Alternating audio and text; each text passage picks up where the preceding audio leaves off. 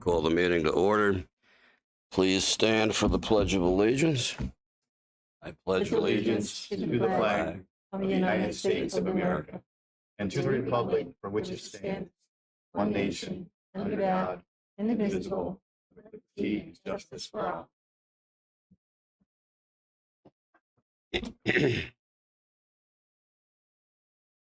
Okay, roll call, please.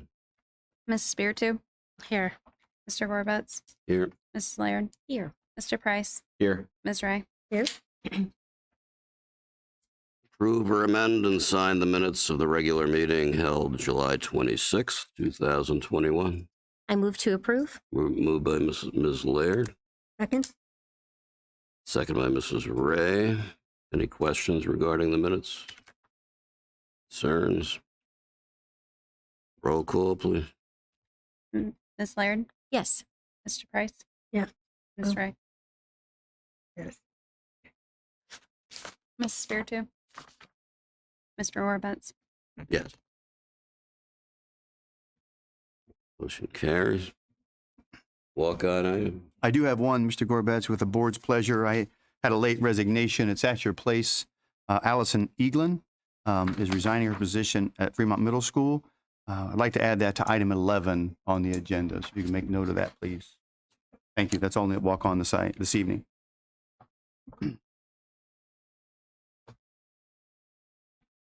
A legislative report. Yes, I have two items. One, just to report to the board that I will be attending a student liaison. This is for academic achievement meeting that'll be held August 18th. There is no cost for the board, and it's a virtual evening meeting, so it makes it very accessible, and I look forward to bringing back the information that they have. So I'll get that to everybody, so you'll have it in your board packet for the next meeting. And the next item to report, all of the updates from the Ohio Board of Education and the OSBA were primarily COVID in nature, nothing that hasn't been discussed at the other meetings. So there wasn't new information that we haven't already discussed. But there was one thing that I thought was really interesting. So Mr. Detweiler, you and Mrs. Hurt presented some really unique ways that our district is reaching out to students and families through the virtual option to try to help students. And they did have a story about one of our neighboring schools. So I think sometimes it's interesting for our community to hear what some of the other communities are doing. Springfield Local, so this is in the Toledo area. They are doing some on-site kindergarten registrations. So in areas where they feel that families are less likely to have transportation in order to get to the schools and to do those on-site kind of setups. And they're going over very well. So just kind of an idea, Sure. if you see that there's any difficulty from our families, might be an option, but it looks like they were going primarily to large apartment complexes, where there are multifamily dwellings. So I thought that was just kind of a nice thing to share about how schools are Absolutely. trying to reach out to students. So that's Thank my you. report for this evening. Thank you. Okay, let's do the first hearing of the public. Okay, you want to do that first? First, Okay. Fremont City School District citizen recognized by the chair may speak on any issue during the recognition of visitors and hearing of the public sessions, but the chair may limit remarks pursuant to the debate regulations of Robert's Rules of Order and Fremont City School District policy. Anybody like to address the board this evening? Please. And please state your name and address. Hi, I'm Jenny Kramer, 530 South Taft Avenue in Fremont, Ohio. I'm a mother of two boys that currently attend Fremont City Schools. I am here today because I am nervous of what's to come this upcoming school year. I am not nervous for a virus or any variant. I am nervous for the unwarranted recommendations that I know may come down the pipeline this fall. I know right now, as of last, masks are recommended but optional, but I also know that some Ohio schools are already changing their tone and will be masking this fall. Are we really going to do this again? As a parent, I cannot and I will not put my kids through this again. If all the recommendations worked, we would not be here 18 months later, back at square one. And if you think the Delta variant is rampant right now, just so you know, I've called the health department and I've also called NOMS, and nowhere in the area is testing for it. Nowhere. There is a few labs supposedly in Ohio that test for it, but no one seems to know what the test is being used or how the sample is being taken to have it tested. Last year, protocols were implemented from recommendations by the CDC that contradicted itself in every way, not just within the schools, but within every aspect of life. If this was really about a virus, there would be no censoring of the opposition, like we all know is happening. Google, Facebook, YouTube, and many more are removing or silencing anything that differs from the mainstream narrative. Did you know, as of today, this is truth, SARS-CoV-2, also known as COVID-19, has yet to be isolated. I encourage you to research Patrick King from Alberta, Canada. Just this week, he was able to prove that in court. And no media outlets are covering it. If this was about a virus, you would know more about Kary Mullis. He is a Nobel Prize winner and the creator of the PCR test that's being used. He is on record stating that the PCR test was never intended to detect viruses. If this was about a virus, you would know that the PCR test that I just referred to is under a Class 1 recall with the FDA. That's on the FDA site. You should all be pissed off after hearing that statement. This PCR test was the original test used to start the whole pandemic. If this was about a virus, all news outlets would be reporting on the VAERS.gov data. That's a government website that should be reporting all over. Last I checked, which was July 23rd, the total adverse reactions to the vaccine was up to 518,769 adverse reactions. This is just since December of 2020, and of those adverse reactions, 11,940 resulted in death. 4,110 were anaphylaxis, 3,714 resulted in Bell's palsy, 1,272 miscarriages were recorded, 4,799 heart attacks were recorded. You could go on and on with all the different things. But I wanted you to know at the end, 12,808 people were left permanently disabled from the vaccine, any brand that is being used right now. You would also know that MIT did a study and shows that the VAERS data is only reporting at 1%. Now think about those numbers. VAERS is only reporting at 1%. Let that sink in. So the fact that Fremont City Schools hosting vaccine clinics and promoting this to my children and all the children in the community makes my stomach turn. And not for the fact that we just don't know yet. And how can we put this on our children? If this was about a virus, you would also know about a group of white coats that formed a group called America Frontline Doctors. These doctors stood on Capitol Hill and told us that they have been effectively and successfully treating their COVID patients with hydroxychloroquine.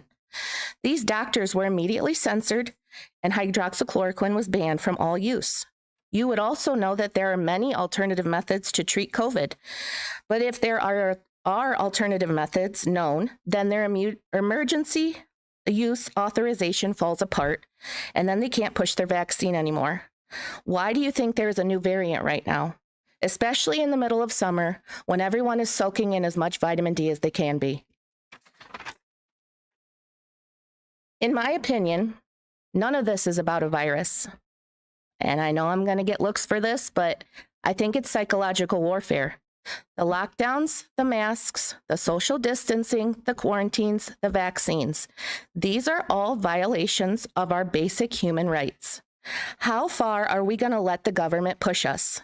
The next push is for the vaccine passport. And clearly no one has learned anything about HIPAA laws. These are all steps to have our rights slowly eliminated and for medical tyranny to be imposed under the false flag of safety.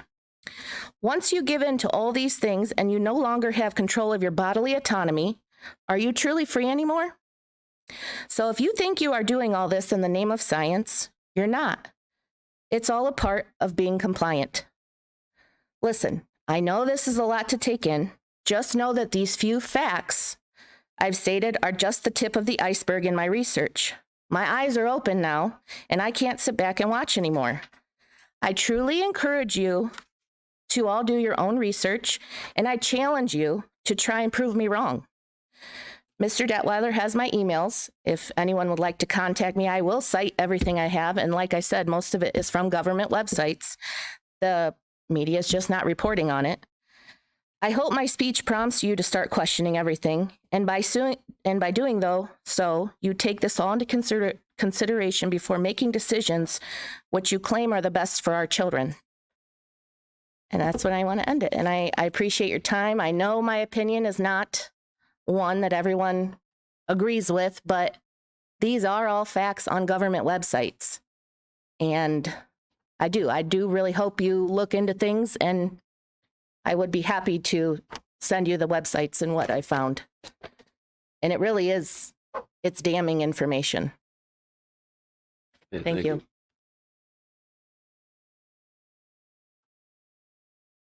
Would anybody else like to address the board?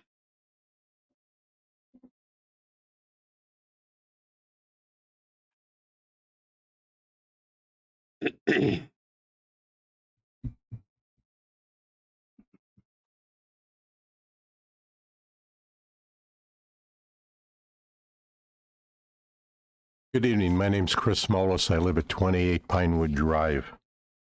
I would like to say to this lady here, I believe you gave a very nice presentation. A lot of those items you heard, and you mentioned even about the guy from Canada, the doctor from up there. I did hear his interview and stuff, and he made a very good presentation. And I, for one, am one person who agrees with you. And thank you very much for bringing that up this evening.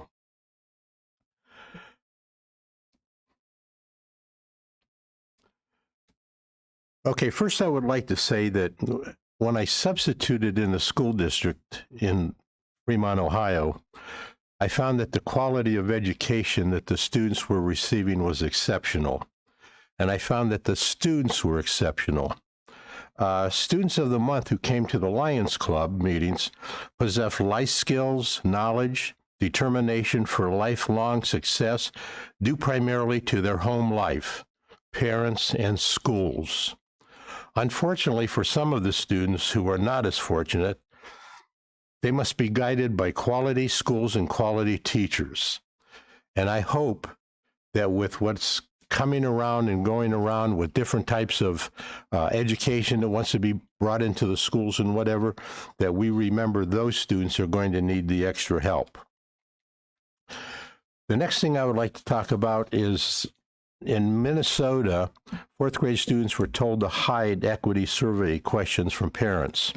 And there was a lady, Kelsey Yasger, and her daughter Haley reacted to an equality survey that included gender identity questions being given to fourth grade students. The young lady said the questions were confusing and it made her very nervous and uncomfortable, and she was not taught that by her parents.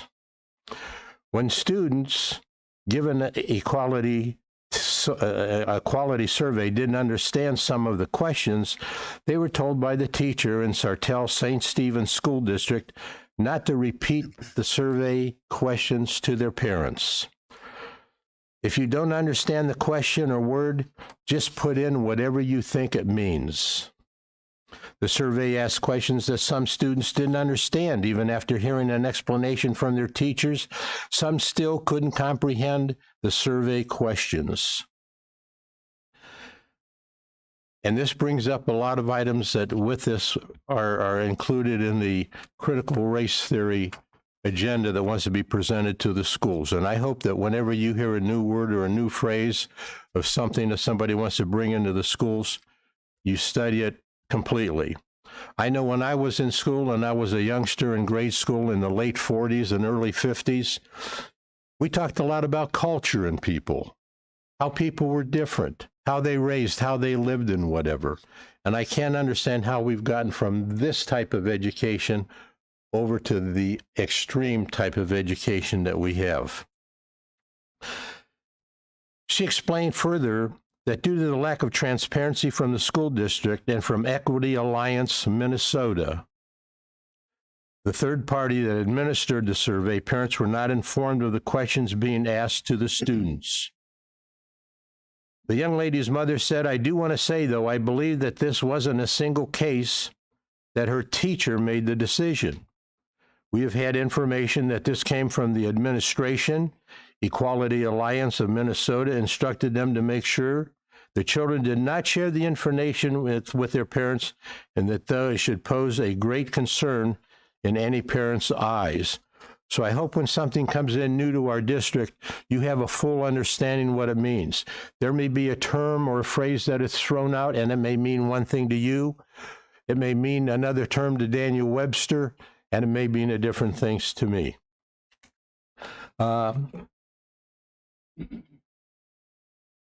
With the diversity and inclusion coordinator, has the board met with them or any of the committees that they have formed? Because I'm interested, because in January, I saw a blurb in the paper and I called up and I said, "Hey, when's your next meeting going to be?" And they said in October. But that was after the meeting they had. And it seems like the committees have already been formed. People have been brought and put into their place. And when I see the list of people that are there, it seems like we have the same old people that are there. Do we have Bob Smith, who is a farmer in Ballville Township? Is he on one of these committees? Is Joe Smith, has this gentleman been asked to be on it? Has this lady been on it? I think not. And those are the kind of people I think you need. You need, when we talk about diversity, I believe that's what we're talking about here. With the grant money that was given to this organization, I understand that this Board of Education gave a sizable contribution to this committee, and it was at first decided that it was going to be a one-year trial thing. Will this Board of Education continue to fund this project as the years go on if they continue? And how come we haven't seen anything about that in the paper, that the board has been doing this and supplying money? I think we talk about transparency, and to me, transparency is just a phony word. Board of Education meetings, and I mentioned to one of the board members last time, it seems like when I read something on the website that you could only speak at the first board meeting of the month. Is my assumption incorrect that you can speak at any board meeting? You could speak at any board meeting. Any board meeting. Okay, thank you. Sir, you have about 30 seconds.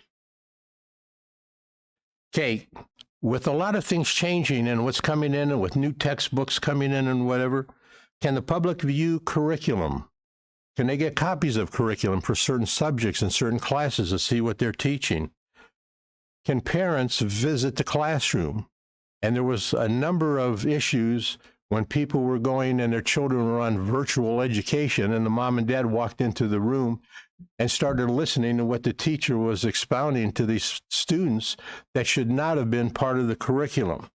I guess I want to know, how are we assured that in a classroom up on the third floor that a teacher isn't saying something that possesses her own agenda?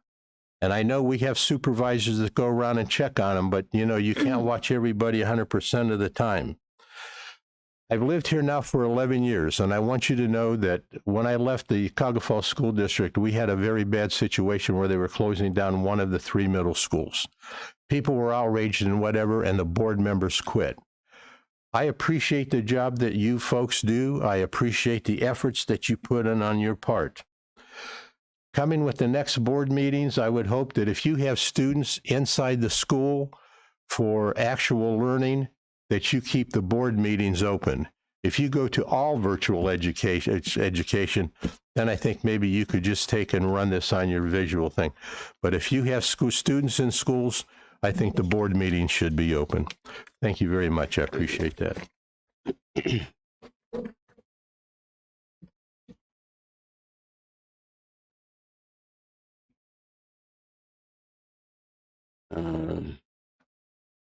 You have a visitor, I do. Rick. I do. Rick. Right ahead. Okay. All right. Board, I've invited Joshua Wynn to come this evening. Joshua is the pastor at Hayes Memorial United Methodist Church. And we've actually been in contact pretty regularly about different things. But a few years ago, now Josh, probably 2 years ago, I actually approached Joshua about his front yard. During our construction, we have wiped out much of our practice facilities during construction because we killed the grass, we moved dirt, we made a mess of things. We didn't have spots, especially when we were doing the track. Remember, we had all that space tore up. So we needed more space for our students to practice, especially in the fall with soccer and football both outside. I approached Pastor Wynn about that, and he was on board instantly. And ever since then has been just a regular supporter of our schools. When we had the graduation parade, I gave him a heads up that we were going to be going by his place as we left the parking lot. And he had his parishioners right across the aisle there in their chairs, waving and singing and just celebrating with us as we did our virtual graduation a year ago. Also, every once in a while he'd call. I remember one call he made to me. He said, "John, how many athletes do you think are out there?" So I found the rosters and, got him a count because he and his folks were going to go out there and try to offer water and friendship and support for our athletes at practice. So that's the kind of neighbor that they've been over there at Hayes Memorial. So I invited Joshua here, and I'm sure representing his entire group, just to thank them publicly for going way above and beyond. Yes. Just for our students, and we appreciate it, Joshua. So I've got what we call an Excellent in Education certificate. It says this certificate is presented to Hayes Memorial United Methodist Church and Pastor Joshua Wynn in recognition of exemplary contribution to the Fremont City Schools for your involvement in the program, and it's all dated for today, August 9th. Joshua, thank you from us to you, for everything you've done for us. Thank you. Thank you. You want to say something? I say you're a preacher. I know this might take a while. Start the clock. Actually, I brought a sermon. It's about 20 minutes long. Is that no? I'm just kidding.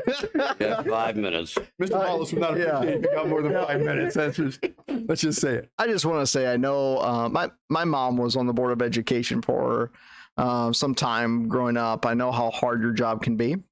I know that you guys strive to do the best for students. You strive to do the best for families. You try to make decisions that sometimes are popular and sometimes are not so popular. And so from the bottom of my heart, as well as Hayes Memorial UMC, I'm not really for sure where I'm at. I think it's over there.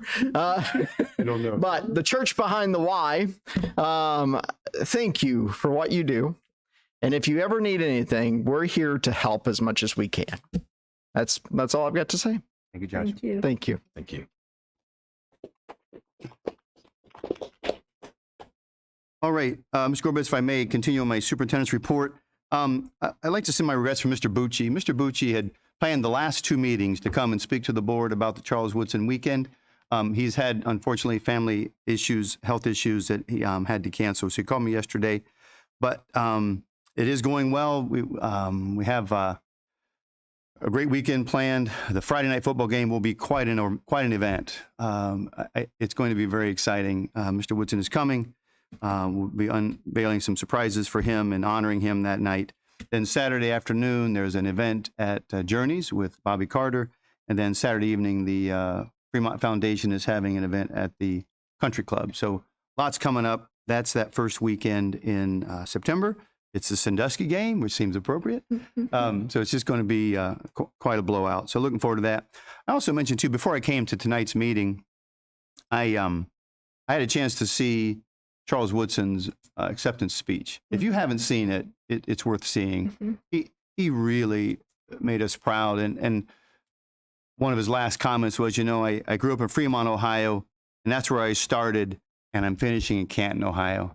So he did a really great job. So we're very proud of that and proud of him, and looking forward to that event. We'll also be doing our best to honor some of our other athletes who have made it to that rank through our program in other ways. Not quite that rank, but into professional levels. So doing our best to make this a full event and looking forward to celebrating just excellence in every form. So that's coming up. If anybody has any questions about that, we're looking forward to that. Just so you know, this week we're having our administration meetings with the principals. We're gearing up. Here we go. 3 weeks from today, folks. Here they come.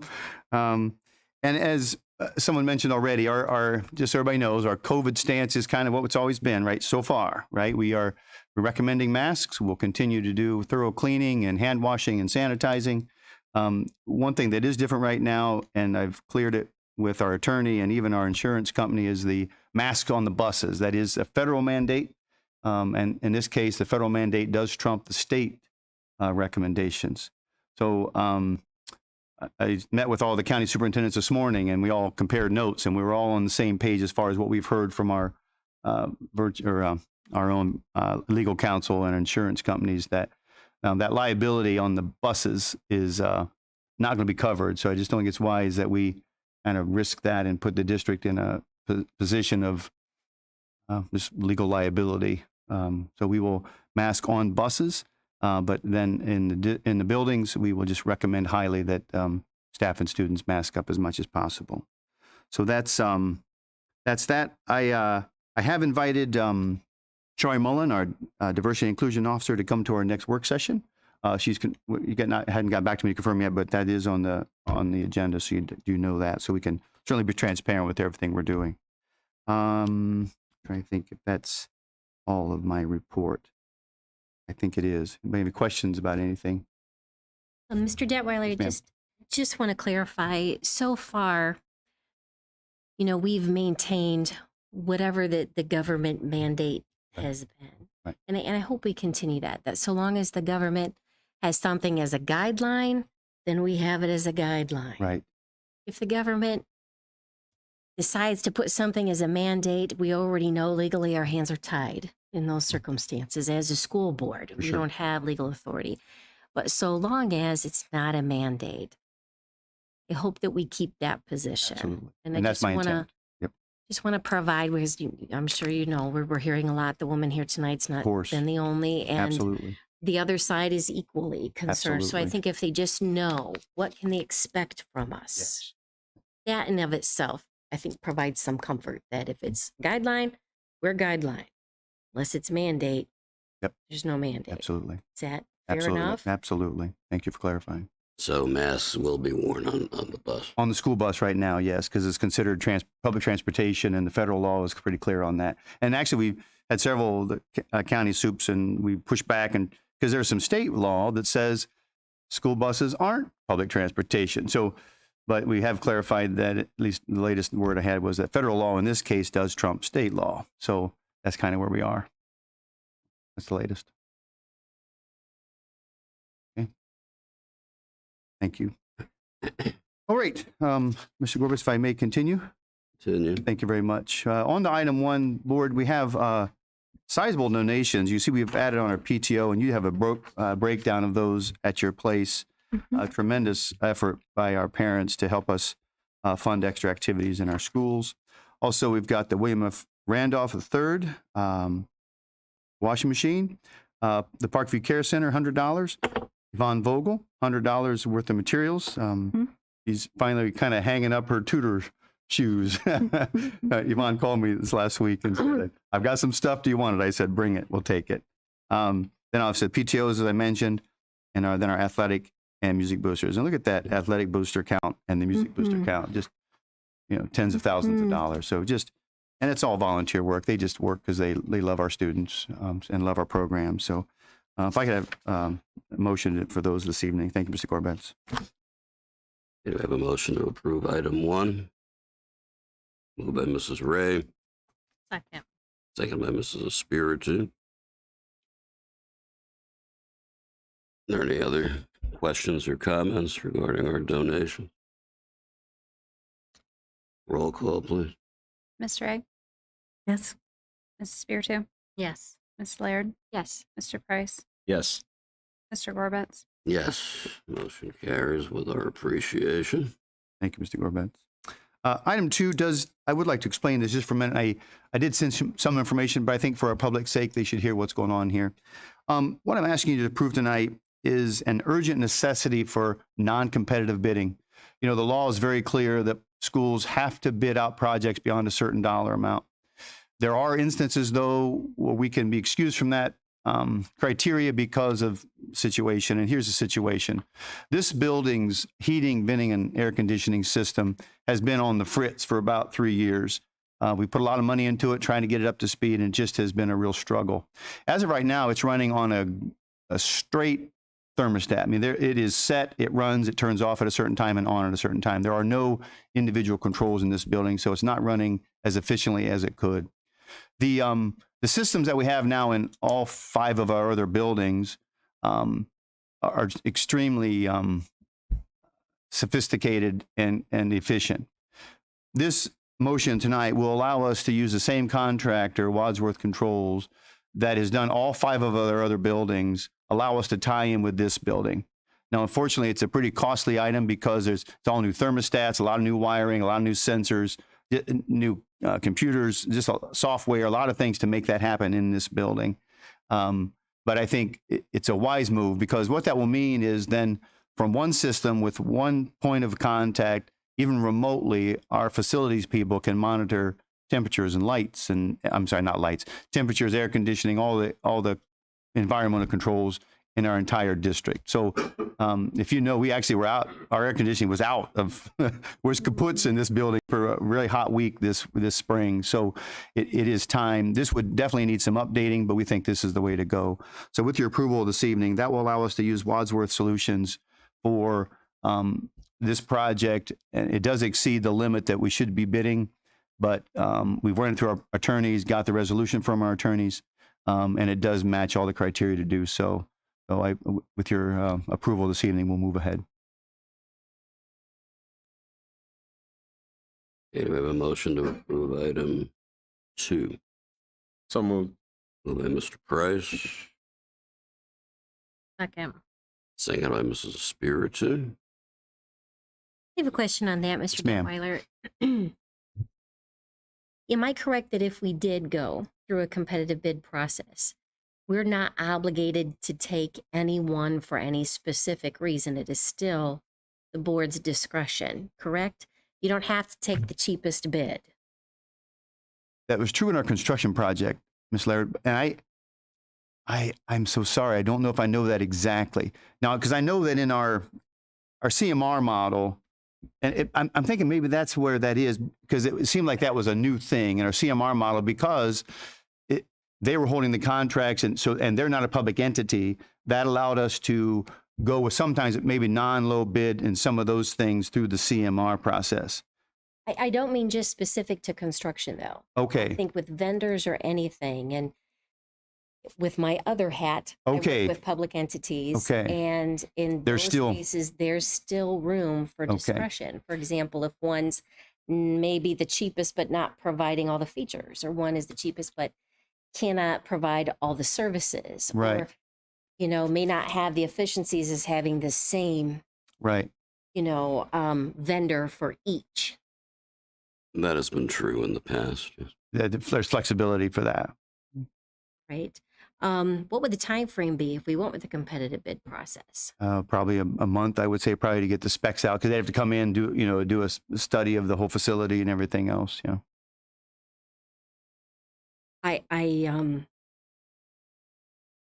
I totally get where you're coming from. This has been a controversial HVAC system since this building was built. Yes, ma'am. It's been a talk among the community. Yes. It needs to go. It Yeah. makes absolute perfect sense that we have the same system Mhm. that we do in the other buildings. I just get a little nervous Oh, I see. preventing that bid process. certainly especially understand. since we have flexibility even in the bid process, I think. And I guess, and once again, I'm not an attorney, but then I would say, well, if we were going to go with Wadsworth and that was our intention, and maybe that wouldn't change anything. I guess it's creating opportunity that you don't know. Okay. If we would not provide other vendors in the community with even opportunity. Yeah. I But I guess in what I understand of the process is the installation of the other buildings has been it's a Wadsworth thing.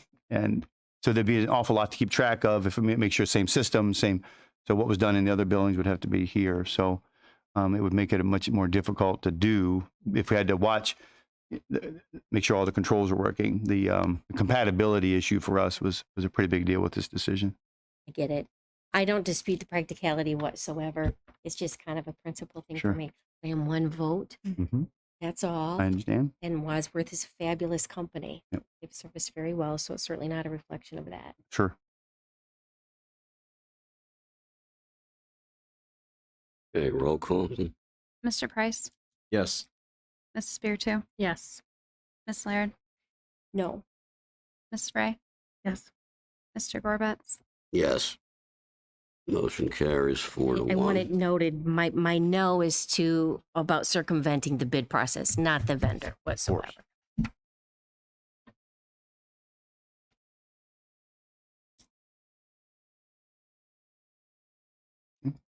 Okay, contract. Thank you very much.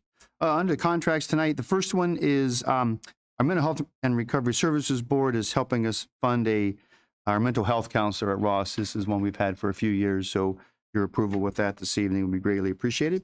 Item 4 is our school resource officer. This is Officer Johansson. I think a worthwhile program to maintain and keep that going. Item 5, is that a vote there, Mr. Gorbetz? I'm sorry. Hello, anxious. We have can we have a motion to approve items 3 and 4? So moved. Moved by Ms. Laird, Second. second by Mr. Price. Any concerns regarding those two items? How many resource officers will we still have? We have 2, yes, 1 sheriff and 1 police department. Who's the police? Officer Rosenberger. Okay, roll call, please. Miss Laird, Yes. Mr. Price, Yes. Mrs. Spiritu, Yes. Miss Ray, Yes. Mr. Gorbetz, Yes. Motion carries. There's some there is some irony here with item number 5. I think I may have mentioned this last time. The current face covering policy needs to be deleted because it was attached to a very specific law that was just temporary. So with your approval, we'll get our second reading this evening. So moved. Oh, I'm sorry, you didn't call for it. That's okay. Oh, just- Moved by Ms. Laird. We have a second. Second. Second by Mrs. Espiritu. Any questions regarding item 5? Now, if that issue becomes mandated, Right. we will be doing it. Yes, we will. And I'm sure there'll be language in the new law to make it all appropriate. Yes, sir. Okay, roll call, please. Miss Laird, Yes. Mrs. Spiritu, Yes. Mr. Price, Yes. Miss Ray, Yes. Mr. Gorbetz, Yes. Motion carries. Okay, student matters. All right. Item 6 is always kind of fun. Maybe a little bit of normal is approving a foreign exchange student that will be staying with our own Doug and Debbie Cheek. So we're looking forward to having them. I should bring my best French accent, maybe Blanche Bourget. So we'll go with that. That's probably I don't know. I'll leave it alone. Item 7, a couple of trips here out of state. It's kind of routine. This is actually Whitmer High School, right on the border there in Toledo. Their golf site is actually in southern Michigan, so we need your approval for items 7, 8, and 9. Those are all for the same purpose. And then item 10 is the approval of our handbook, so we can get those ready for our students. Thank you.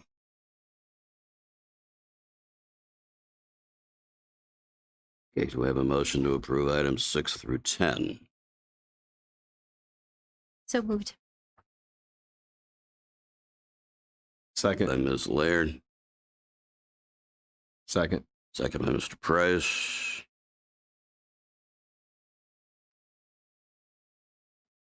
I would guess that it would be Lay. Brûlée. Let's go with that. Thank you, Mr. Gorbetz. Appreciate your input. Can you do it in your best French accent? That is my best. You got it. No need to ask. There it was. Very good. I'll commend you on that. Mrs. Minaj would be proud of me. That's your French teacher? Very nice. Any roll call, please? Ms. Laird, Yes. Mr. Price, Yes. Mrs. Spiritu, Yes. Ms. Ray, Yes. Mr. Gorbetz. Yes, motion carries. Don't you mean we? Good job. Item 11, folks, just so you know, this was our walk-on goes for the other resignation. We'll add that at the top. And then next, traveling on through item 11, we have administrative substitutes, Chris Opelt and Judy Snorf, certified tutor, Bonnie Laparo, and then unfortunately, a very short list of certified staff subs. That's smaller than it has been in the past, which doesn't bode well for us, but we'll do the best we can. Item B then, Kelsey Wagner is a paraprofessional aide.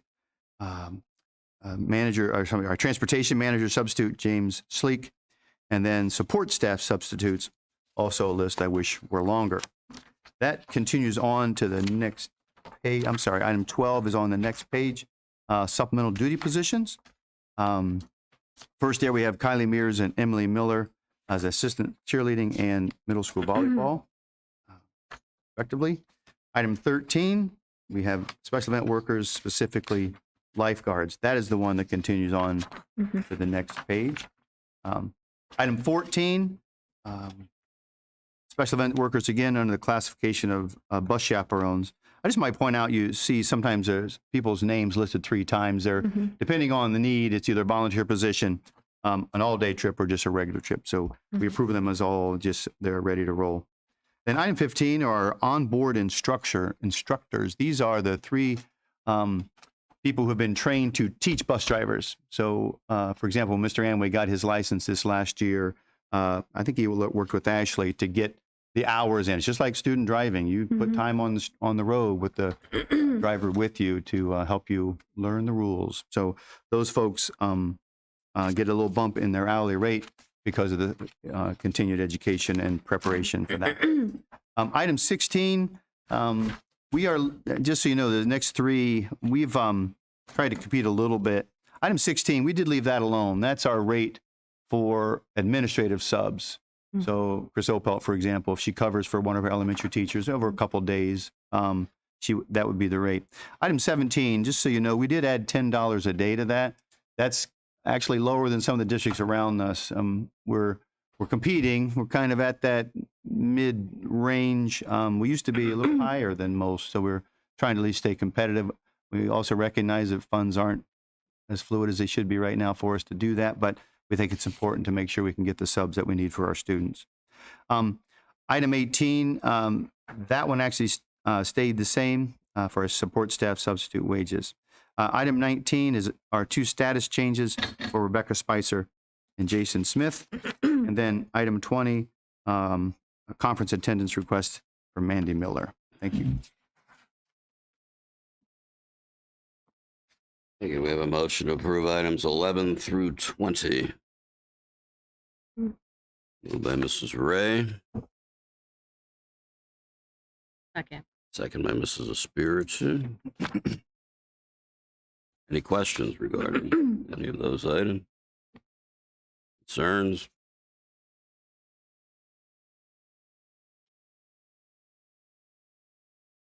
Okay, roll call, please. Ms. Ray, Yes. Mrs. Spiritu, Yes. Ms. Laird, Yes. Mr. Price, Yes. Mr. Gorbetz. Yes. Motion carried. Okay, recommendations of the treasurer. Tonight I just have one for a then and now. Wasn't not something we like to see, but it was just human error. One of the employees missed getting a normal service put in for the beginning of the year. So That's our trash pickup, right, yes, Megan? that is Yeah. our trash pickup. So it's a normal purchase for the district. We just have it in now, and it should be all ready to go for the rest of the year.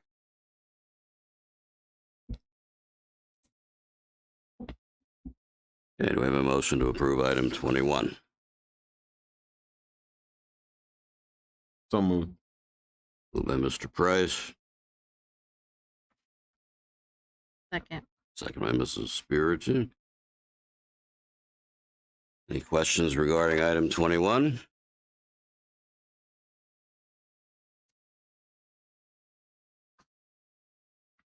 Okay, roll call, please.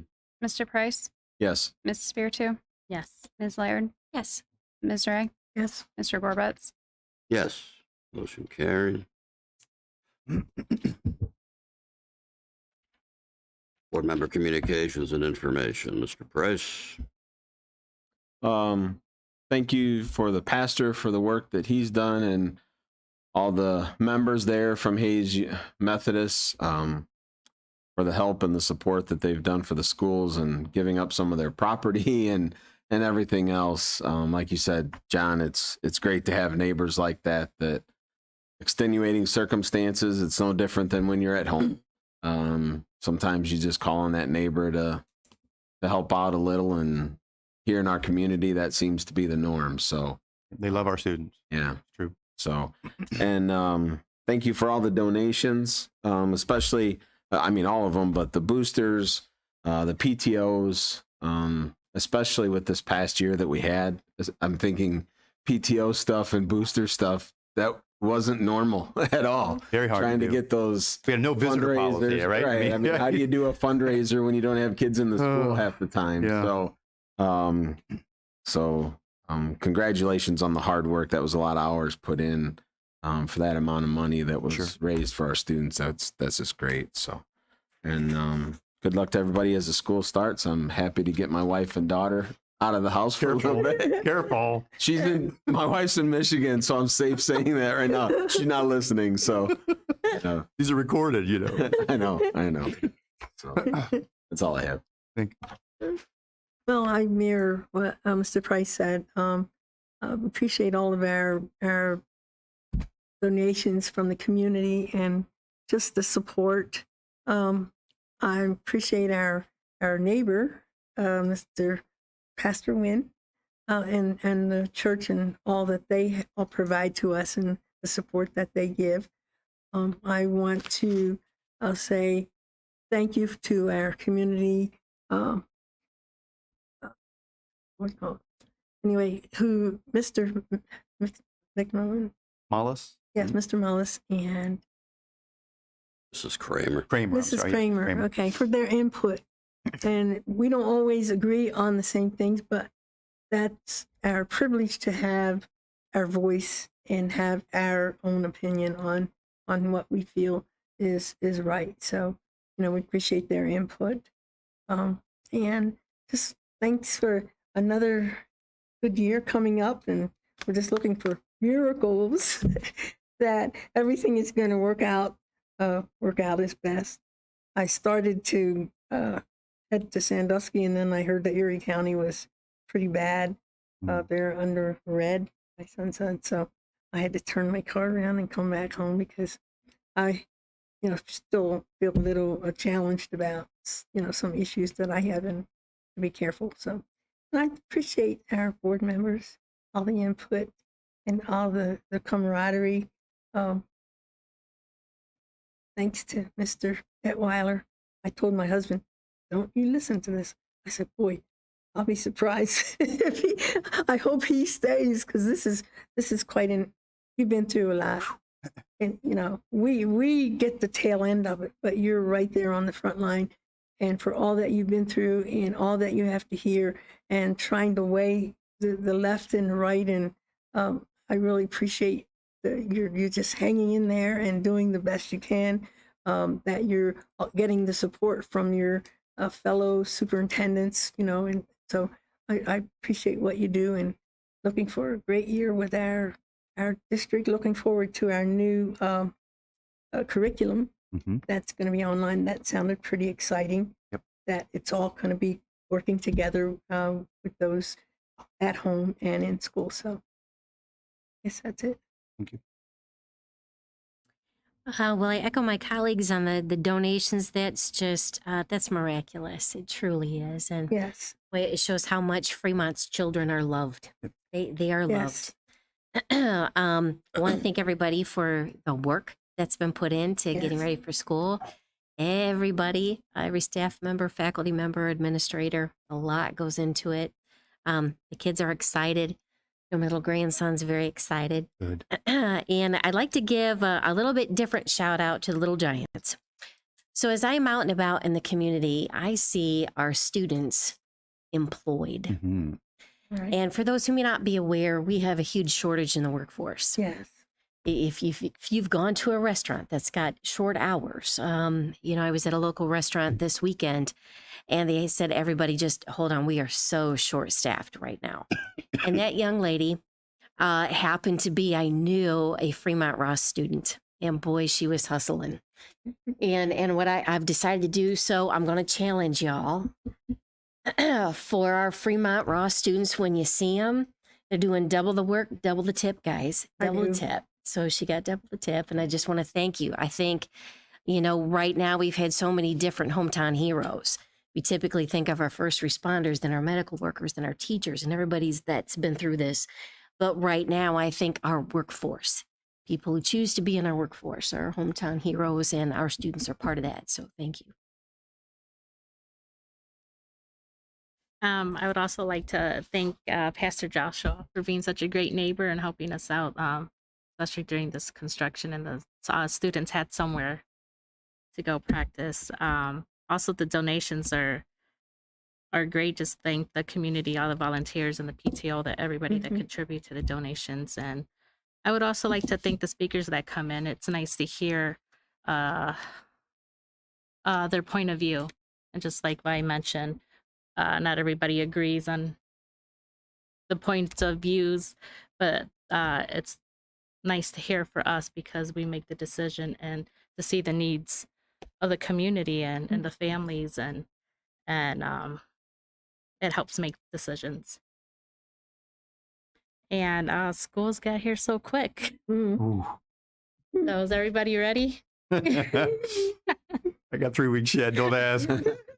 Ready or not. Right, here we So, come. yeah, You're right. They come, and we take care of it. The Yeah. time's here, so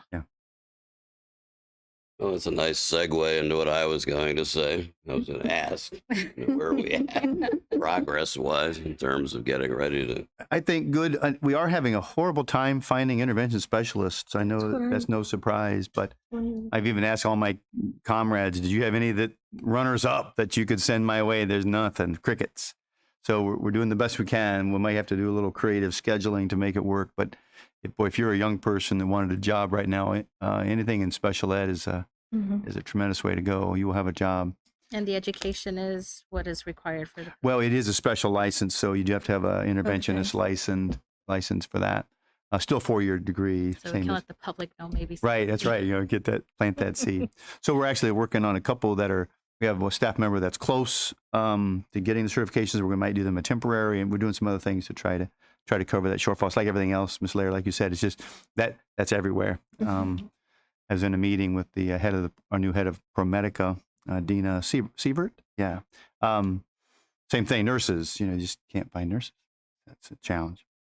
So it's every aspect. It's not just white collar, blue collar, it's everything. But no, I think otherwise, Mr. Gorbitz, I keep telling everybody this too. 2 weeks ago, I just said, yeah, we're all full steam ahead. And I'm starting to lose a little confidence, just because of the conditions of COVID. But I think we'll open school. We'll do the best we can to keep everybody safe, continue our practices, and teach with kids in front of us. So I'm looking forward to that. I think we'll be ready. I often say too that they come ready or not, and we'll be ready for them. How many do we need? 2. Intervention specialists. Yes. One just resigned. Yes. And what level? High school? Middle and high right now. Yes, sir. I think Mr. Gorbitz is coming out of retirement, folks. I think that's where this is headed. It should be available. Oh, man.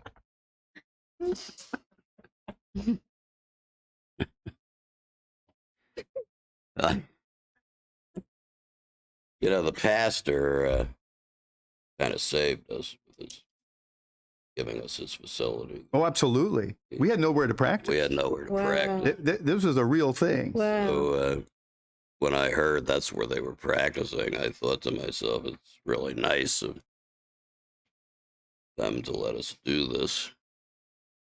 You let 80 middle schoolers onto your yard, things are going to happen too. I mean, let's be honest. You're asking for some trouble, right? They've been so gracious with their kids. They've been so good. We had nowhere to go. I mean, Yeah.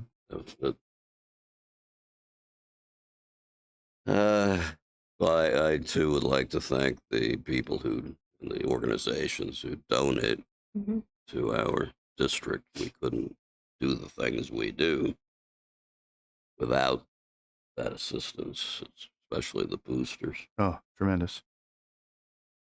And it takes quite a bit of work to do that, and a lot of caring and prioritizing. And our students are the top priority, not only for us, but for a lot of individuals and a lot of organizations in town. So that's very nice to see.